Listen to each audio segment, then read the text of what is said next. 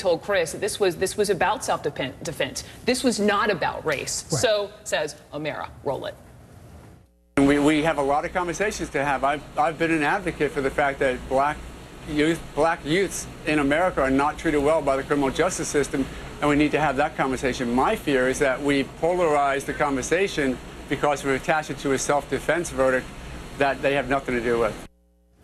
Well, this case became about race in the court of public opinion, but in a court of law, personally, I always viewed Zimmerman as an equal opportunity Budinsky. And I could perhaps even choose stronger words, but I won't. Thank you. And from a legal standpoint, the judge also rejected notions that this was about race. Let's remember, the prosecution couldn't say racial profiling. Exactly, and they had to go criminal profiling.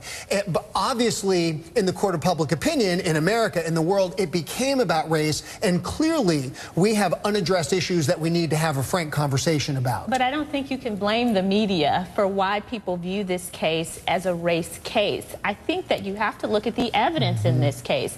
George Zimmerman profiled Trayvon Martin because he was black. He also profiled him. But there is nuance in this, because when you listen on the 911 call, he only said he was black in response to the dispatcher asking.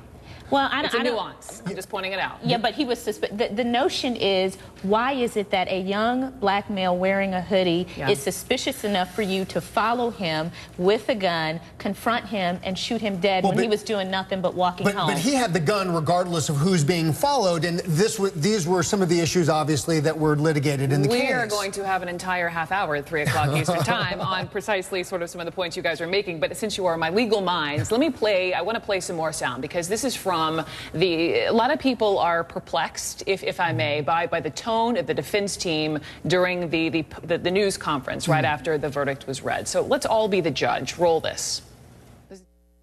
We needed facts. Unlike what Ms. Corey said, they brought the facts. They didn't. Anybody that watched this trial knew the defense put on the case. We proved George Zimmerman was not guilty.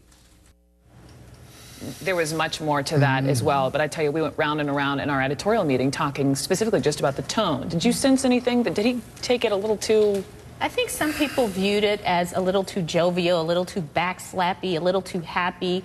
While in their words they conceded that there were no winners in this case, you definitely got the sense from them that they felt like they were the winners, and they were gloating a little bit. I think some people got that impression, whether they intended that or not. Well, and also, look, there's a reason why jury trials are the ultimate in reality television. There is no pressure like going through the trial and then being in court when the clerk reads those words, you know, we, the jury, in the above entitled action, or whatever it is. And so the idea that there would be a release of pressure and that might show up like gloating when it's actually relief. And from the defense perspective, they felt like they were fighting the righteous battle, that they had justice on their side, that it was the prosecution's witnesses that, and we all saw this, that the prosecution witnesses became de facto defense witnesses. And from their perspective, what that speaks to is that they believe they're representing an innocent man wrongfully accused. So I don't know that I have too much blame for them in that regard. Okay, we have to leave it there. It's amazing. I've been on vacation last week. Let me tell you, thank you, but let me tell you, everywhere I went, someone had something to say about this trial. Yes. It has been fascinating every which way. Darren and Tanya, thank you both very, very much. Coming up here, we will continue this conversation about the George Zimmerman trial, but next we will focus on race. What message does this verdict send to African-American families in this country? Do not miss that discussion. Back in just a minute.